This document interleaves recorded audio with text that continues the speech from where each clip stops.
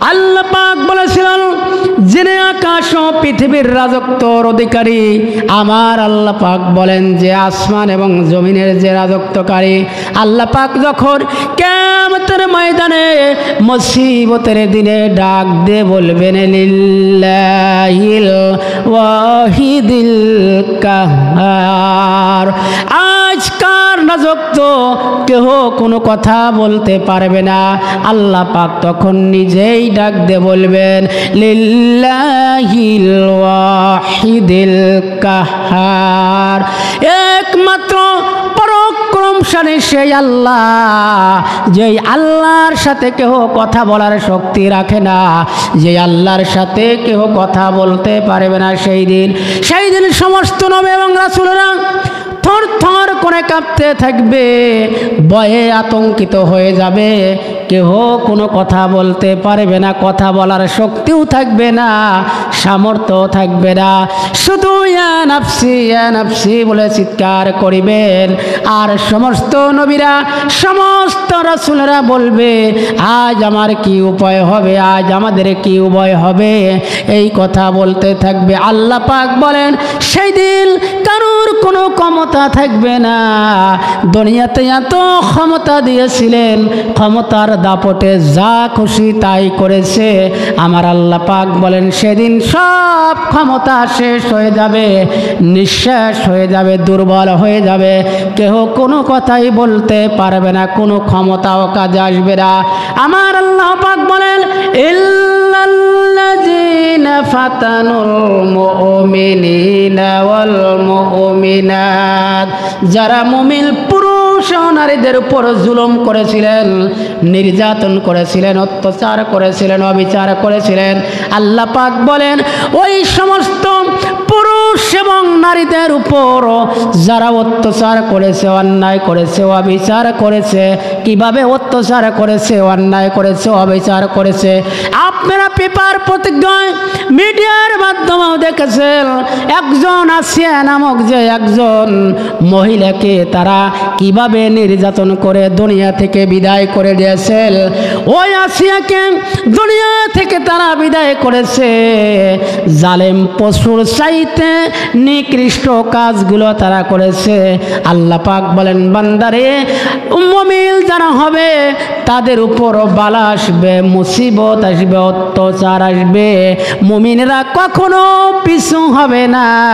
আমার আল্লাহ পাক এই জন্য বলেন ইল্লাল্লাযীনা ক্বালু রাব্বুনাল্লাহ, যারা আল্লাহকে রব বলে যারা স্বীকার করেছে, আল্লাহ আমার রব, আল্লাহ আমাদের বিধানদাতা, আল্লাহ আমাদের সৃষ্টিকর্তা, আল্লাহ আমাদের রিজিক দাতা, ও মুসলমানেরা সব মেনে নিয়েছে।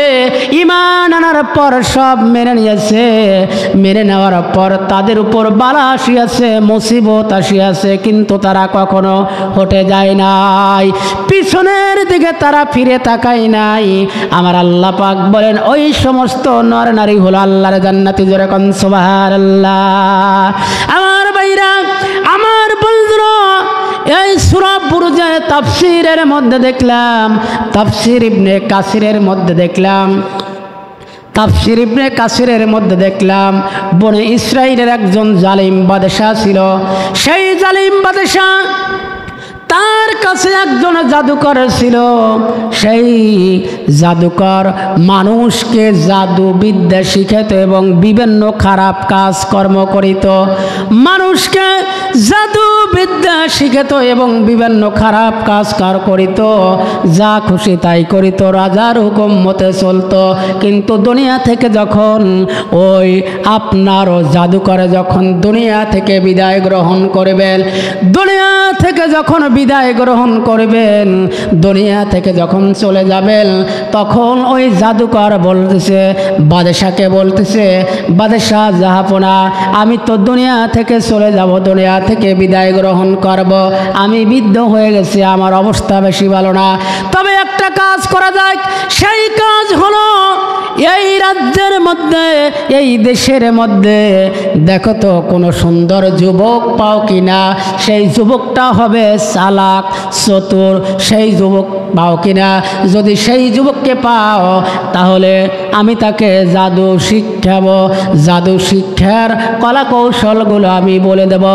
রাজা প্রজাদের দিয়ে, উজির নাজির মন্ত্রী দিয়ে অনেক খোঁজাখুঁজি যখন করিল, অনেক খোঁজাখুঁজি করার পর দেখা গেল সুন্দর একটা ফুটফুটে চেহারার একটা বালক পাওয়া গেল। বালক যখন পাওয়া গেল, ওই বালককে বলল, বালক প্রতিদিন তুমি সকালবেলা আমার কাছে আসবে, সকালবেলা আমার কাছে আসবে, সারাদিন তুমি জাদু শিখবে, জাদু মন্ত্র শিখবে, মন্ত্র শেখার পর সন্ধ্যা যখন আসবে তুমি আবার বাড়িতে চলে যাবে। এইভাবে দীর্ঘদিন যখন চলে গেল, দীর্ঘদিন যখন অতিবাহিত হয়ে গেল, ও মুসলমানেরা, হঠাৎ করে ওই বালক যখন জাদুবিদ্যা শেখার জন্য যখন রাজার দরবারে যায়, আর ওই যে জাদুকর, ওই জাদুকরের কাছে যায়, মাঝ পথে একজন পাদ্রী তার সাথে সাক্ষাৎ হয়ে গেল। সাক্ষাৎ যখন হয়ে গেল, তার সাথে কথোপকথন হলো। কথোপকথন যখন হলো, এবার বলতেছে, পাদ্রীটাকে ডাক দিয়ে বলতেছে, বালক রে, ও বালক তুমি প্রতিদিন কোথায় যাও? বলতেছে, প্রতিদিন আমি জাদু বিদ্যা শেখার জন্যে রাজার দরবারে একজন জাদুকর আছে, ওই জাদুকরের কাছে যাই, সকালে যাই, বিকেলে ফিরি, সারাদিন জাদু শিখি। বলল, না, এই জাদু বিদ্যা শেখা যাবে না, তুমি জাদু বিদ্যা শিখো না, তুমি আমার কাছে আসো। আল্লাহ যে এক, আমার আল্লাহ যে এক, ওই আল্লাহকে রব বলে স্বীকার করো। এই জাদু মন্ত্রগুলো তুমি পাঠ করো না, এগুলো শিরকি কালাম, এগুলো থাকলে, এগুলো পাঠ করলে ইমান থাকে না, ইমান চলে যায়, এইগুলো কখনোই শেখা যাবে না। যখন এই কথা বলল, দেখা গেল ওই বালক পাদ্রীর কাছে কথা বলতে বলতে দেরি হয়ে গেল। বলতে বলতে যখন দেরি হয়ে গেল, বালক চলে গেল জাদুকরের কাছে। রাজার যে জাদুকর, ওই জাদুকরের কাছে গেল। জাদুকর তাকে অনেক মারধর করিল, অত্যাচার করিল, আর বলল, তোর দেরি হলো কিসের জন্যে? কিসের জন্যে তোর এত দেরি হলো? বালক বলতেছে, দেরি এই জন্য হয়েছে, মাঝ পথে একজন পাদ্রী আছে, সে এক আল্লাহকে বিশ্বাস করে, অন্য কাউকে বিশ্বাস করে না। আল্লাহ যে রব, এই কথা সে স্বীকার করে, এই কথা সে মানে। জাদুবিদ্যা শেখা যাবে না, সেই জন্য আমাকে বলতেছে। তখন ওই জাদুকর বলতেছে, তুই যদি আর ওই পাদ্রীর কাছে যাস তাহলে তোর কঠিন মার হবে, আর মধ্যে কোনো বল নাই। এদিকে যখন বালকটি যখন জাদুবিদ্যা শিখে বাড়ির দিকে যাচ্ছে, হঠাৎ করে পরের দিন আবার আসিয়াছে। পরের দিন যখন ওই পাদ্রীর কাছে আসিয়াছে, পাদ্রীর কাছে এসে বলতেছে, হুজুর, আমি যখন ওই জাদুকরের কাছে গেলাম, আমার যাইতে দেরি হয়েছে, আমার উপর অত্যাচার শুরু হলো, তারা আমাকে মারিল, ওই জাদুকর আমাকে মারিল। এবার ওই পাদ্রী বলতেছে, তুমি একটা কাজ করবা, যখন তুমি ওই জাদু শেখার জন্যে জাদুকরের কাছে যাবে, তখন তুমি বলবে, যদি যে দেরি হয় বলবে যে আমার বাড়ির থেকে দেরি হয়েছে, আর যদি ওখান থেকে বাড়িতে আসতে দেরি হয় তাহলে বলবে জাদু শিখতে আমার বাড়িতে আসতে দেরি হয়েছে। দীর্ঘদিন এইভাবে চলে গেল। এক পর্যায়ে দীর্ঘদিন যখন এক পর্যায়ে চলে গেল, চলে যাবার পর হঠাৎ করে একদিন পাদ্রী ডাক দিয়ে বলতেছে, ও বালক রে, ও ছোট্ট বালক, আমার ধর্মই সত্য না ওই জাদুকরেরটাই ঠিক? কোনটা ঠিক? একটা পরীক্ষা করো। বলল, কি পরীক্ষা? বলল, হঠাৎ করে তুমি একটা পরীক্ষা করবে। হঠাৎ করে যাইতে যাইতে দেখা গেল মাঝ পথে একটা আপনার হাতি শুয়ে আছে, মানুষের চলাচল বন্ধ হয়ে গেছে। রাস্তার মাঝ পথে একটা হাতি শুয়ে আছে, মানুষের চলাচল বন্ধ হয়ে গেছে, মানুষ এপারও যেতে পারে না, ওপারও যেতে পারে না, রাস্তা জামজাট হয়ে গেছে। রাস্তা যখন জামজাট হয়ে গেছে তখন বলতেছে আমি দেখি একটা কাজ করে সুন্দরভাবে ওই বালক, যে বালক জাদুবিদ্যা শিখার জন্য রওনা হয়েছে, ওই বালক একটা পাথর হাতে নিয়েছে। পাথর হাতে নিয়ে বিসমিল্লাহ বলে যখন হাতির উপরে আঘাত করেছে, আঘাত করার সঙ্গে সঙ্গে হাতি মারা গেছে। যখন আঘাত করেছে হাতিটা মারা গেছে, তখন সমস্ত জনগণ বলতেছে কি ব্যাপার, তুমি কি বললা আর কি করিলা, ছোট্ট একটা পাথর দিয়ে হাতিকে আঘাত করিলা, আঘাত করার সঙ্গে সঙ্গে হাতি মারা গেল। এবার ওই বালক বলতেছে কোন ধর্ম সত্য, কোন ধর্ম সত্য, আমি এই ধর্মকে যাচাই করার জন্যে আমি প্রতিদিন যেই পথ দিয়ে আসা যাওয়া করি, যেই পাদ্রির কাছ দিয়ে আসা যাওয়া করি, ওই পাদ্রি আমাকে বলেছে কার ধর্ম ঠিক যাচাই করার জন্য একটু যাচাই করবা, একটু যাচাই করবা। সেই জন্য আমি ওই পাদ্রির নাম বলেছি আর বলেছি কার ধর্ম ঠিক। যেই বলেছি পাদ্রির ধর্ম ঠিক না ওই জাদুবিদ্যাই ঠিক, দেখা গেল পাদ্রির ধর্মই ঠিক হয়েছে। এক পর্যায়ে জনগণ তখন জেলে গেল।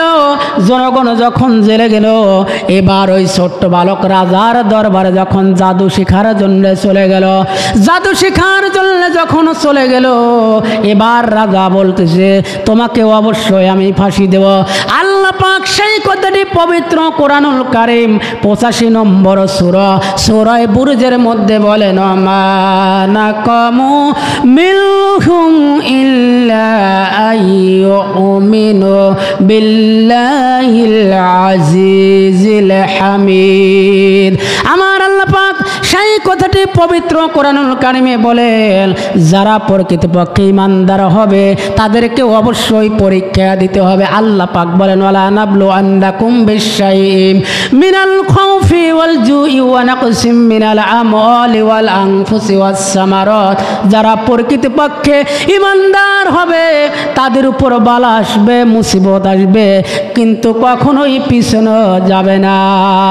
আমার ভাইরা, আমার বন্ধুরা, এবার ওই ছোট্ট বালক যখন চলে গেল, বাদশাহ বলতেছে বালক রে তুমি কি জানো ঈমান আনার কারণে তোমার কি শাস্তি হবে? বলল হ্যাঁ আমি জানি ঈমান আনার কারণে কি শাস্তি হবে। বলতেছে তোমাকে দুনিয়া থেকে বিদায় করে দেব। বলল আমাকে দেন, মানুষের মরা তো লাগবে, একদিন মরতেই তো হবে, এইটাই চিরন্তর সত্য।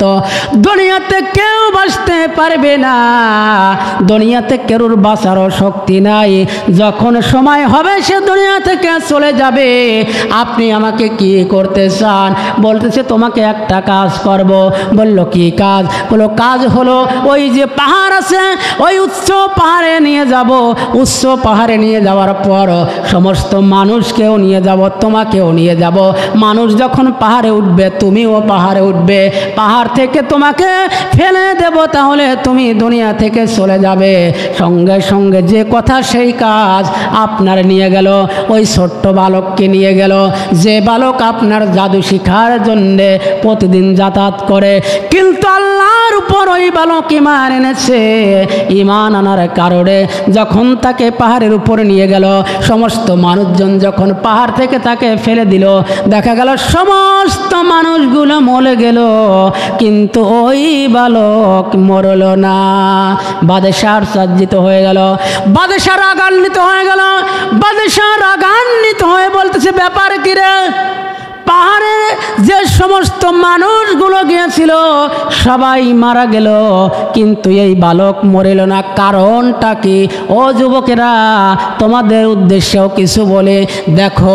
এই যে গত 2 দিনের ঘটনা সম্ভবত দেখলাম টিকটক করতে গিয়ে আপনার ট্রেনের উপর থেকে 2 জনই একেবারে পিষে শেষ হয়ে গেছে। টিকটক করার সময় এমনভাবে তারা টিকটক করে, যেভাবে খুশি সেইভাবেই টিকটক করতেছে। রেল লাইনের ধারে আবার দেখলাম কেউ রেলের উপরে শুয়ে, রেল লাইনের উপরে শুয়ে টিকটক করতেছে। এই সমস্ত টিকটক করে আজরাইল কখন এসে যাবে?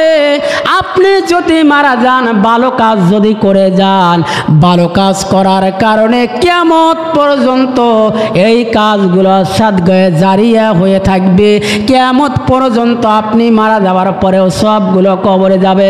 কিন্তু আপনি যে সমস্ত ভিডিওগুলো করতেছেন, টিকটকগুলো করতেছেন, আপনারও তাতে যে অবস্থা, মারা যাবার পর ওই যে আমলগুলো, আপনার টিকটকের আমলগুলো কবরে পৌঁছতে থাকবে।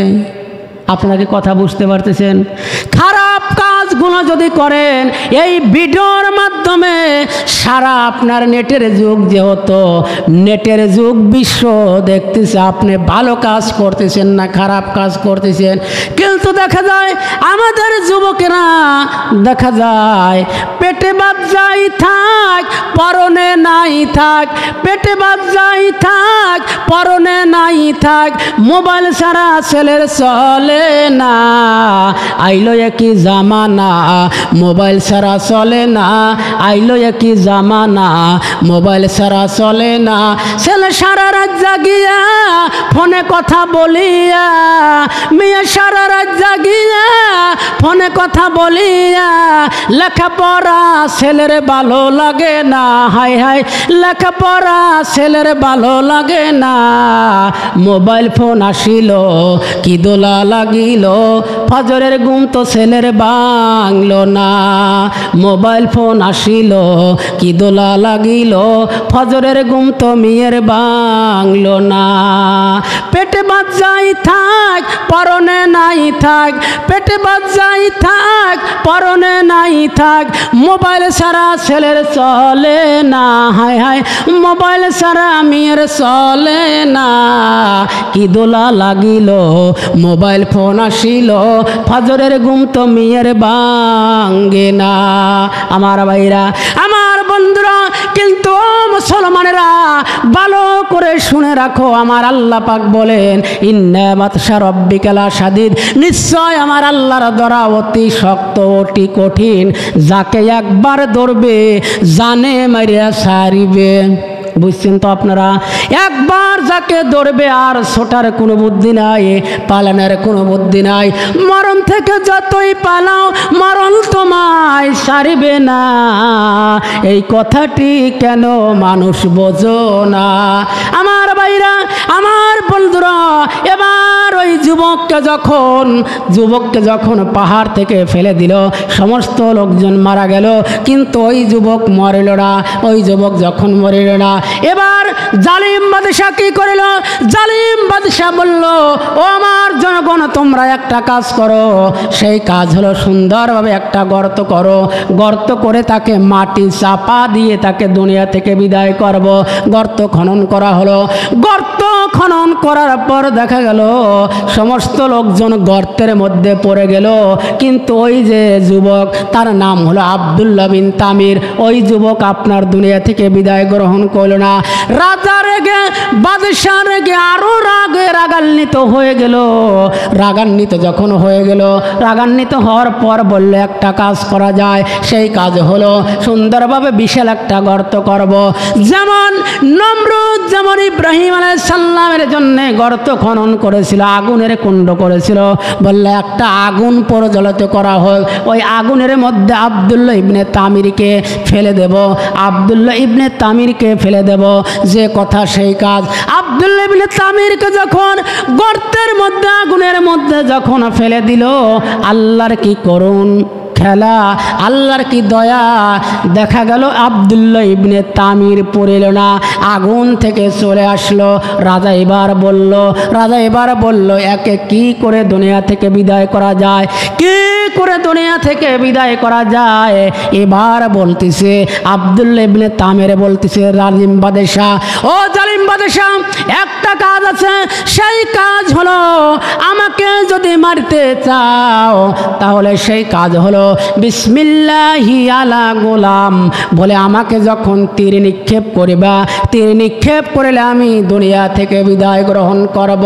বাদশা তখন তাই করিল, বিসমিল্লাহি আলা গোলাম বলে তীর নিক্ষেপ নিক্ষেপ করিল। তীর যখন নিক্ষেপ করিল সঙ্গে সঙ্গে আব্দুল্লাহ ইবনে তামির দুনিয়া থেকে বিদায় গ্রহণ করিলেন।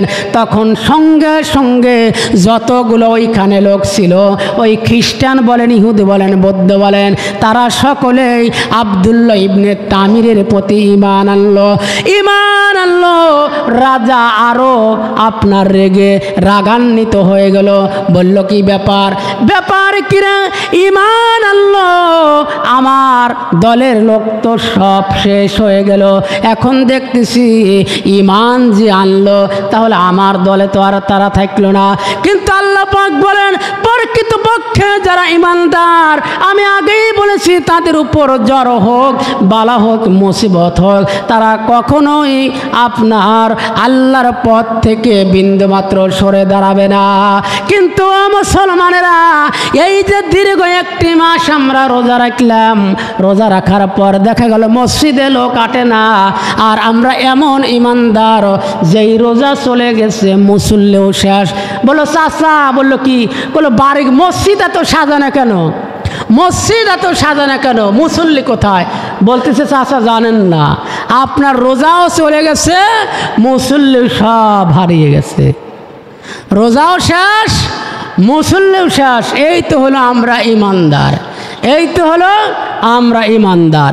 কিন্তু প্রকৃতপক্ষে যারা ঈমানদার হবে তাদের সম্পর্কে আমি বলি, ঈমানের পথে অবিচল থেকে আমার যেন মরণ হয়, তোমারই কাছে মিনতি আমার, ও গো রহিম রহমান।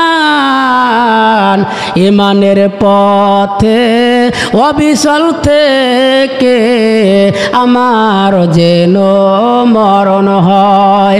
আব্দুল্লাহ ইবনে তামির, তাকে এতবার কষ্ট দেওয়া হলো, তার উপর জুলুম করা হলো, অত্যাচার করা হলো, নির্যাতন করা হলো, কিন্তু সে ঈমান থেকে বিন্দুমাত্র সরে দাঁড়ালো না। আর ও মুসলমানেরা, আমরা দেখা যায় সুবিধাবাদ জিন্দাবাদ, সুবিধাবাদ জিন্দাবাদ, যেদিকে থেকে বৃষ্টি আসে সেই দিকেই আমরা ছাতা ধরি, এর নাম হলো সুবিধাবাদ জিন্দাবাদ। এই যে রোজা চলে গেছে, এই জন্য আমি আপনাদেরকে বলতেছি, রোজা চলে গেছে, নামাজ বাদ দেওয়া যাবে না। আল্লাহর যে বিধান, আল্লাহর হুকুম হলো, আল্লাহর বিধান হলো আকিমুস সালাত, নামাজ কায়েম তো করতে হবে।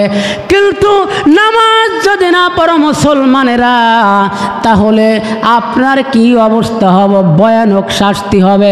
হাদিস শরীফের মধ্যে দেখলাম, কোনো ব্যক্তি যদি ইচ্ছাকৃতভাবে এক ওয়াক্ত নামাজ যদি ছেড়ে দেয়, 2,88,00,000 বছর জাহান্নামে থাকতে হবে। সম্মানিত উপস্থিতি, এরপরেও যদি নামাজ না পড়েন, আল্লাহর কি ফয়সালা আল্লাহই ভালো জানে।